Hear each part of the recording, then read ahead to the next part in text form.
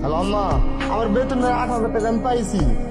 হ্যাঁ, আমি বাসায় আসি, 8,000 টাকা দিছে। তোমার আমি ভালো ডাক্তার দেখাবো, তোমার সব ঠিক হয়ে যাবে। দেও আনিস। আম্মা ফোন রাখো। স্যার স্যার আসসালামু আলাইকুম। ওয়ালাইকুম আসসালাম। কার সাথে কথা বলছেন? স্যার বাসায় দেখে আম্মা ফোন দিছিল, কথা বলে দাও। আমি ভুল করছি, আমি আর ডিউটির সময় আর কথা বলবো না স্যার। কি নিয়ে কথা হচ্ছিল? আম্মা একটু অসুস্থ, ডাক্তার দেখানো লাগবো, এর লেগে আর বেতন পাইছি, এইটা জানাইলাম। বেতন পাইছো? বেতন কত জানো তোমার?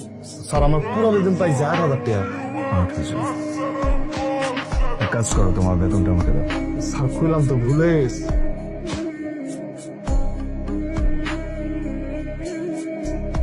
আমি যখন ডাকবো তখন আমার চেম্বারে চলে এসো। হ্যাঁ আচ্ছা। স্যার, আপনি আমাকে ডেকেছেন? হ্যাঁ, ডেকেছি আপনাকে। বুঝবো না, আমাদের কোম্পানির যত এমপ্লয়ি আছে সবার বেতন দেওয়া হয়ে গেছে। হ্যাঁ স্যার, সবার স্যালারি তো